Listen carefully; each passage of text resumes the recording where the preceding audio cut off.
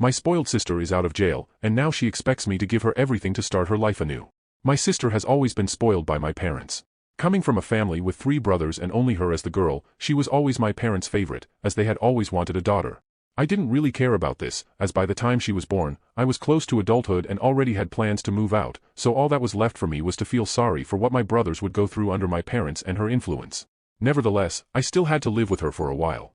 During the time we lived together, I witnessed the worst way to raise a child, without a doubt. My parents always gave her everything she wanted the moment she asked, allowed her to break things and take my brother's belongings, let her shout at other kids on the street, and so on.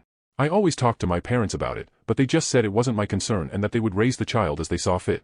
In fact, I reluctantly agreed and decided to let it go, only intervening when I was directly affected by the things she did.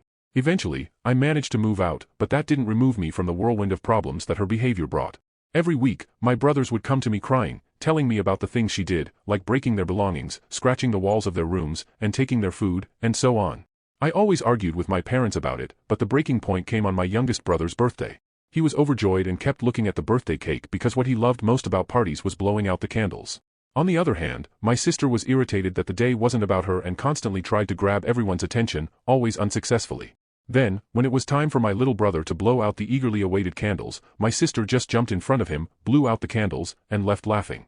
My parents also laughed and tried to divert the guests' attention elsewhere while my brother cried, as many were upset by what had just happened. That's when I finally stood up and started shouting about how unfair everything was and that they should reprimand that spoiled girl once and for all. All this ended with me relighting the candles and my little brother blowing them out. The years went by, my sister remained spoiled, but as my brothers turned 18, I allowed them to move into my house until they had enough money to live on their own. For a long time, we all lived in peace, without having to worry about our belongings being taken in the middle of the night or our things being vandalized. Now that my mother had to deal with my sister's tantrums alone, she constantly called us, asking for help to control her. The breaking point came when my sister was arrested, and my parents asked me to pay her bail, as I was the only one with enough money to do so. Despite not liking my sister, I was convinced by my parents that she was family, and I should do it, so I ended up paying. The problem came later. I think after seeing that I had paid her bail, my sister became more interested in how much I really earned, which was a substantial amount. Therefore, she recently came to my house. She sat down with me and my brothers, talked about how beautiful the house was, and asked when we were going to leave it. I told her that my brothers would leave when they had enough money, and that I wasn't concerned, and they could stay as long as they wanted. That's when everything started to go downhill. She looked at me confused and said that it wouldn't be possible because she wanted to live alone there and didn't want them or me around, and that everyone would have to move out as soon as possible. I asked her why I would do that, and she said that she had just been released from jail and wanted to rebuild her life, but she needed a big house like mine for people to see that she had changed and to recover. Furthermore, she also wanted my savings because she needed to buy new fancy clothes and travel again to show people that she had recovered. I thought she was joking, but incredibly, she wasn't.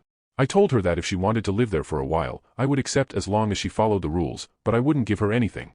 She just started screaming, and at that moment, I told her to leave because I wouldn't tolerate her insolence in my own house. She tried to shout again, but when she realized that no one there would listen to her, she just left angrily. Now my parents call me constantly, saying that I should give my house to her because she has suffered so much and that it's only fair that I do it, but I won't fall for that. She has now shown me that she's beyond redemption and will never change, and I won't be the one to continue spoiling her.